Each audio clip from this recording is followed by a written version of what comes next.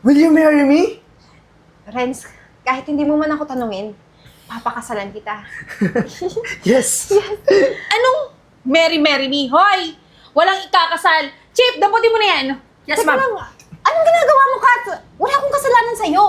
Ano nga ng kasalanan? Hoy, kahit kapatid kita, ipakukulong kita dahil magnanakaw ka. Kat, wala akong ninakaw sa'yo. Lahat na nga, inaagaw mo sa akin eh. Ano pa bang gusto mo? Ano pa bang gusto mong agawin sa akin o kunin, ha? Kat, ano na naman to? Ano Ba't umabot pa tayo sa ganitong punto na kailangan ipakulong mo tong kapatid mo, Kat? Mahal ko si Eden. Nag-propose ako, magpapakasal kami, gagawa kami ng pamilya. Ano ba? Mahal din kita rin. Hindi ka naman totoong mahal niya ni. Malandi yan. Eh ako, lahat kayo ko ibigay sa'yo. Wala ibibigay sa'yo, kundi sakit ng ulo, porwisyo. Kaya alam mo, Chip, dali mo na yan. Teka nga lang. Kaya mo ba ito ginagawa sa akin, ha? Ang inagaw ko, ha? Ninakaw ko sa'yo? Yung taong mahal ko? Hindi ko siya inagaw, Kat. Ikaw ang mga agaw, kaya ikaw yung dapat makulong. Hindi. Kat, nagmamakaawa ako. Huwag mo sirain yung pinakamasayang araw namin ni Eden. Alam mo, Renz, sa akin totoong liligaya, hindi sa babaeng yan. Kaya pwede ba, hayaan mo na siya makulong. Kat naman, maawa ka sa amin. Siya na nga lang yung itay sa isang taong na minamahal ko. Kukunin mo pa sa akin, maawa ka. Kapatid mo ko. Hindi, Eden. Lahat ng pwede kong kunin sa'yo, kukunin ko at kasama si Renz doon. Alam mo, Kat, hindi mo alam lahat ng ginagawa mo na may kapalit. Lahat ng to, babalik sa'yo. At aantayin ko yon. Pero ngayon, makulong ka muna. Daputin mo na yan. Tara na. Eden! Bitawan mo ako! Eden! Walang ginagawang kasalanan ng girlfriend ko. Ano ba? Ba't kailangan niyo siyang ikulong?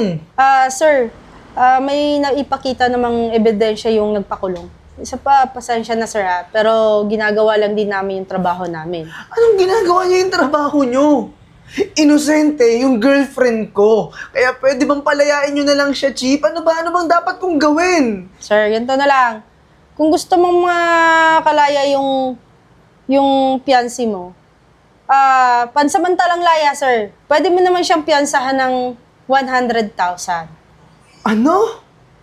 100,000? Wala akong ganong kalaking halaga. Sir, wala tayong magagawa kung wala kang ganung halaga.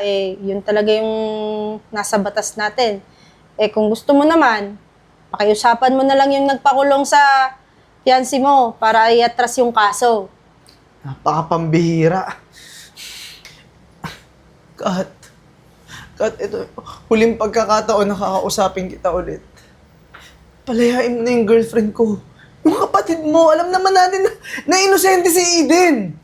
Sige, palalayain ko siya sa dalawang kondisyon.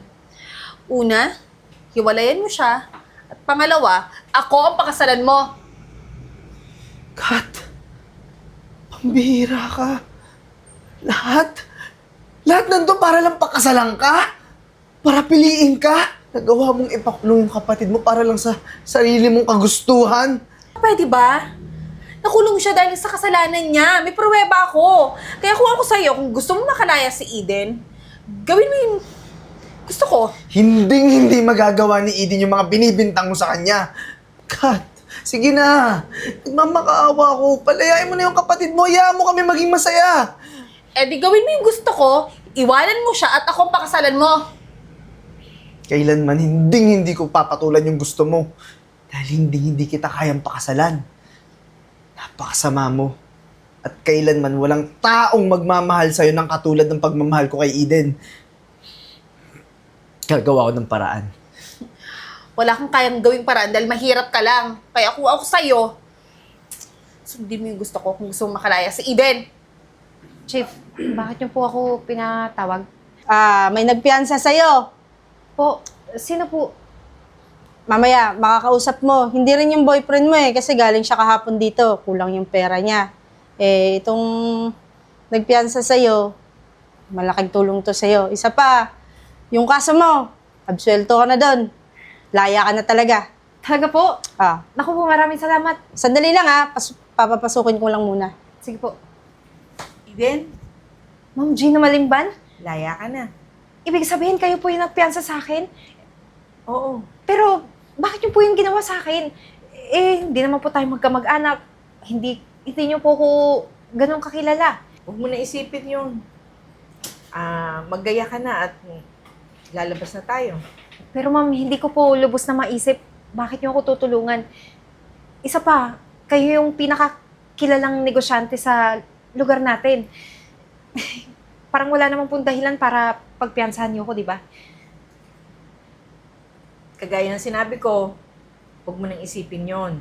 Or kung talagang pipilitin mo ako para malaman mo, doon na natin sa labas pag-usapan. Halika na, kunin mo na yung mga gamit mo. Sige Lalabas po. na tayo. Sige po. Ma, Buti naman, napapasyal ka. yun nga po nahihiya akong lumapit sa inyo. Sinabi ko naman po kasi sa inyo na ayokong umasa sa yaman natin. Na kaya ako umalis ng bahay para may mapatunayan po sa inyo na kaya kong magsikap, kaya kong yumaman ng sa sarili ko na hindi umaasa sa yaman natin. Anak, naiintindihan ko yung gusto mong mangyari. Pero, tanggalin mo sa isip mo yung mahiya ka sa akin. Pero, in fairness sa'yo ha, natutuwa ako sa ginagawa mo. Alam ko yung pagsisikap mo. Alam ko lahat ng ginagawa mong paghihirap para marating mo yung gusto mo. Ma, maraming salamat kasi ikaw rin, to the rescue ka sa akin lagi kapag kakailangan kita tulad ngayon. Wala na rin kasi akong ibang maisip na malapitan kailangan ko ng tulong nyo. Tulong para saan?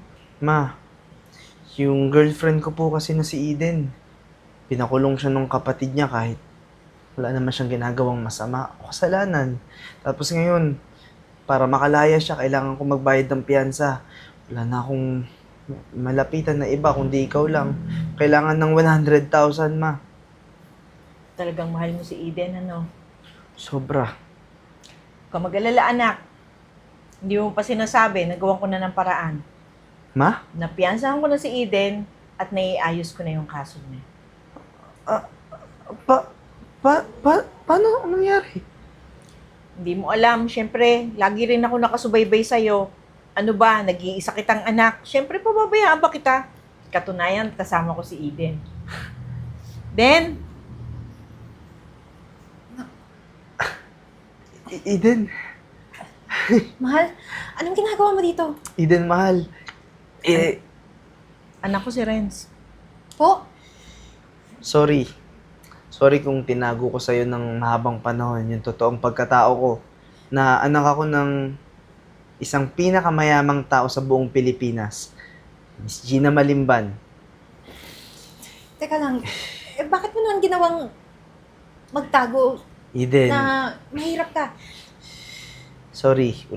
Kasi sinabi ko kay mama na umalis ako ng bahay para may mapatunayan sa sarili ko na kaya kong magsikap, na kaya ko rin yumaman sa sarili kong kakayanan at hindi umaasa sa yaman namin.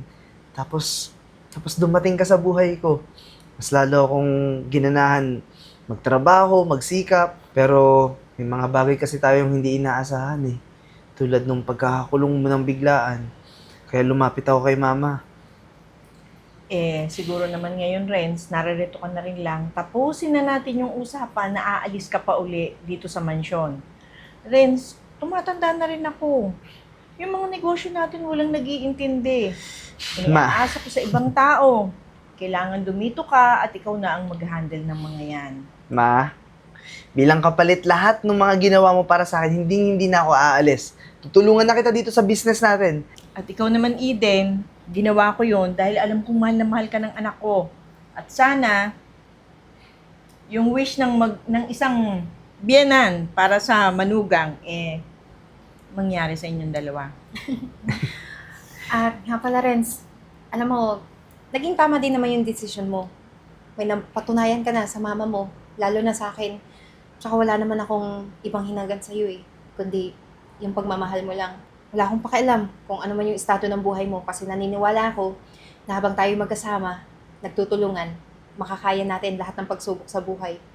Kaya nga, lalo kitang minamahal Pero ako, ma, at saka Eden, may iba akong hinahangad para sa ating dalawa. Ito yung naudlot na pagkakataon. Will you marry me? Ulit? Yes. Yes pa din? Oo naman.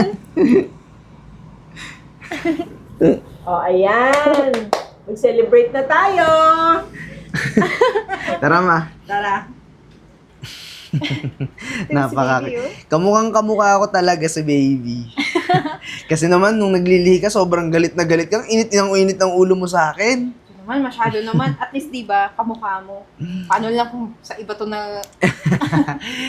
Pero mahal, ang importante sa akin, yung may baby na tayo, tapos lumalago pa lalo yung business natin. Tsaka si mama nakapag-retired na rin, di ba? Alam mo, ang galing-galing mo talaga. Napakatalino pa. Sana si baby, ganun din paglaki. Ay nako, ititrain natin yan. Halika na, kumain na muna tayo. Gulay! Oh, Eden! Pat, anong nangyari sa'yo? Di ba halatang nagbebenta na lang ako ng gulay tsaka prutas? Oy, teka nga lang, Eden. Di mo naman pala sinabi na Sarans pala yung anak nung mayaman na Gina na yon. Eh, sa pinakamayaman yan eh. Hoy, saglit nga, Kat. Dahan-dahan ka nga sa pananalita mo. Wala ka pa rin respeto hanggang ngayon, ha? Di ka pa rin ba nadala sa buhay mo ngayon? At saka nabalitaan ko yung nangyari sa'yo. Mukhang patong-patong na rin yung mga nagre-reklamo, tsaka dahilan ng pagkalugi nung business mo, ha? Eh, bakit? Kapatid ko naman si Eden ah. Dapat tulungan mo ako. Magkapatid tayo. Tsaka mayaman ka na eh. Dapat hindi mo ko pabayaan. Alam mo, unang-una, kung sinusumbat mo sa akin na mayaman tong asawa ko, oo, mayaman siya. Pero hindi ko naman yun talaga alam. Nalaman ko lang nung mismong nanay niya ang nagpiyansa sa akin. Pangalawa, bakit kita tutulungan? Eh mismo ikaw nga na kapatid ko nagpakulong sa akin. Siguro maganda na rin yung pagkakakulong mo, Eden. Kasi doon natin nalaman na kayang-kaya pa rin akong tulungan ng nanay ko. Tsaka, Kat, magbago ka na. Kasi yung ugali mo, kahit nandiyan ka na sa ganyang sitwasyon, hindi pa rin nagbago. Alam mo kapatid kita, mahal kita at naaawa ko sa'yo kung ano man sitwasyon mo. Pero kailangan mo matuto sa lahat ng mga pagkakamali mo, lalo na sa pagpapakulong mo sa sarili mong kapatid. Kaya bagay yan sa'yo. Tsaka sana, matuto ka ng rumespeto. Tsaka huwag ka nang mainggit. Kinakain ka ng inggit sa katawan. Halika na.